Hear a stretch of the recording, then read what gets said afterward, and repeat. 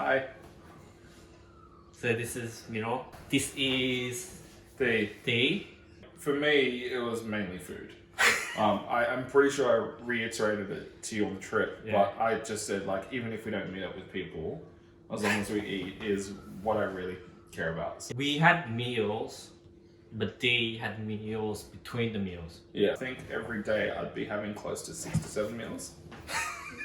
Yeah. The thing that became a reoccurring thing was the fried hot dog, the corn dog. Oh yeah. We'd have the corn dogs every time we went out. Yeah. Corn dogs aren't open in the morning. Yeah. And he'll be like, oh, what? When we walked past, he expected to stop and buy a corn dog. Yeah. And then on our way back, he'll be like, oh, hey, it's open. Yeah. Can we line up? We'd walk past a stall and you'd be like, are you going to get one? Like, Yeah. automatically. And Yeah. I'd say, yeah, of course. And then I just... It's like sometimes I didn't ask and I just like... You had 2 glasses and got smashed. Well, don't forget. We ate, and then Dee's like, "Oh, I'm not feeling. I think I'm a bit tipsy." Yeah, guys, I'm tipsy, and we just laughed at him. And then They didn't believe me. like, They didn't believe me. we had to look for a convenience store or a chemist. The closest store we could find was Hospital's convenience store. So it was a full-blown hospital, and they had like a mini convenience store at the front because I was just completely blurred vision.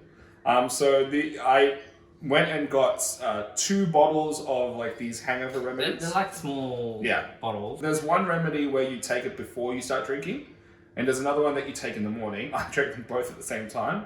And then I also went for a tried and tested Aussie hangover remedy, which was Gatorade. Oh, okay. Yeah, so I just smashed a bottle of Gatorade as well. Every weeknight that we were there, when we were walking home, there were people in their business attire or at dinner, and they were completely trashed. And they were like, they were trying to go home. Yeah. So one guy that we saw while we were walking home was he literally had propped himself, like he was sitting down, and literally propped himself up like this, and he was out cold. And he was sitting like out. He wasn't even sitting on a bench. He was like next No, he wasn't. to some building. Yeah, and he wasn't leaned up against the building either. No, he just like was leaning forward and It wasn't his first time. That's for sure. I was ranting on about that I had a bit of tteokbokki and a bit of corn dogs. I was like, I know a really, really good place. And we're like, oh, is it close? And he's like, no, we gotta catch a cab. Yeah. Like taxi for about half an hour. And we're like, no, we don't need to go. But he's like, no, I insist. Yeah. He would be eating, which is what I do all the time. He'd be eating and looking at the menu at the same time. Yeah. And then he'd be ordering one by one. And it got to the point where we would watch several people walk past, have their meal leave, walk past, have their meal leave. And it got to the point where like the owners, I'm pretty sure the owners at one point were like, can you eat all this? I don't remember that, but Yeah. I do remember when people came and went, as they get up from the table, they would like look at us, and then they were like, at these places, you don't spend more than like $10. We spend like $40 or $50. Which is like ridiculous because all the food items are like in cents. The place we were going wasn't far. No, it wasn't. Yeah, it was really close walking to us. distance. Yeah. And we needed to go through an underpass. Yeah. But before we got to the underpass, there was a tiny shop, Yeah. selling mandu. And he's like, oh wait, and we're actually walking to dinner. And he's like, oh hey, can I get some mandu? I'm Well, like, I just wanted one. I honestly just wanted one because I knew that I could eat one. yeah, but I was like, we're walking to dinner. It's not like we've got time before dinner. But he's like, no, I'm just gonna have. Because it was right there. Just let me have one. Yeah, it's right there. Oh, Hana, 안 돼요? Like, can I have one? Yeah, and yeah. she's like, oh, sorry. I was so And then- confused, and and I then- just looked at like as if he could do it. I honestly didn't want to have any, not because I don't like it, but because we're going to dinner. Yeah. And he's like, oh, and then he said to the lady, oh, just give me 5. I honestly just wanted one because I knew that I could eat one. I didn't want to hold a bag of dumplings in the restaurant. Yeah. So what I ended up doing was, and I also didn't spread out the dumplings as in like while we were walking to dinner. I didn't eat them along the way. We literally stopped and waited for a friend, and I started shoveling my mouth. Yeah, the food here was actually pretty awesome. And I mean, the dumplings in itself were like, wasn't that like filled with like pretty high quality beef? Isn't that why we got the dumplings? No. The dumplings we got because of him.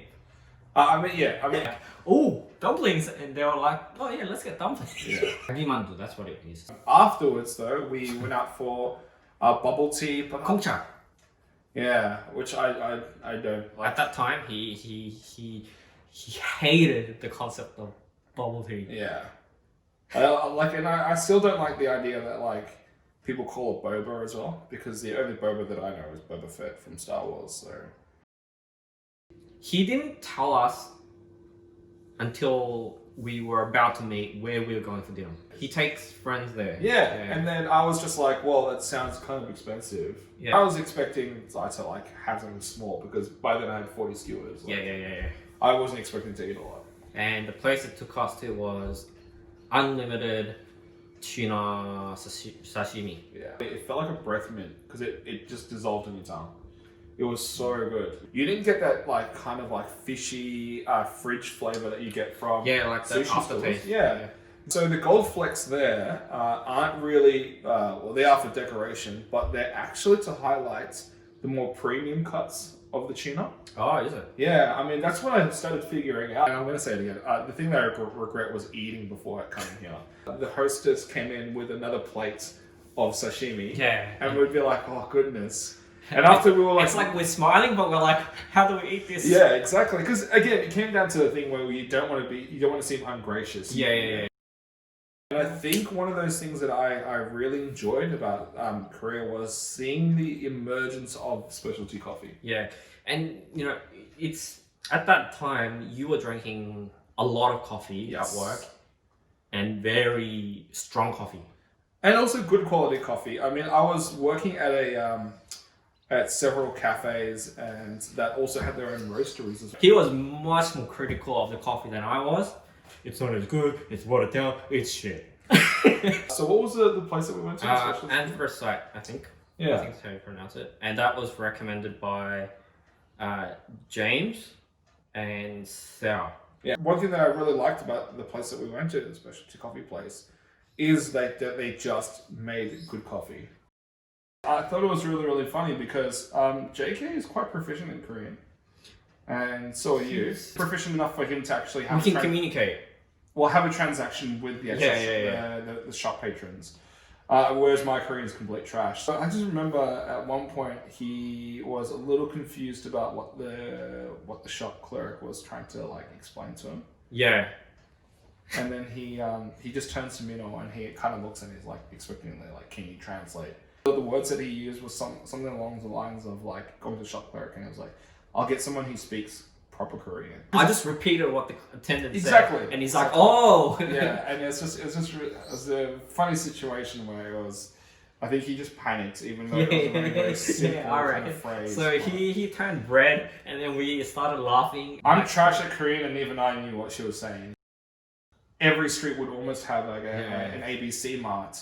So the running joke was that we would walk past and we're like, oh my gosh, an ABC mart. We haven't seen that in ages. And then the next street over, we're like, oh my gosh, an ABC mart. We haven't seen that in ages. The ABC marts always had like a different sub-label. Yeah. So it was like ABC Mart Grand Store. Yeah, or something like that. Superstore or Mega Store. Because we're idiots, we would just over-exaggerate. So we're like, dude, this is a Mega Store. Wanna go check it out?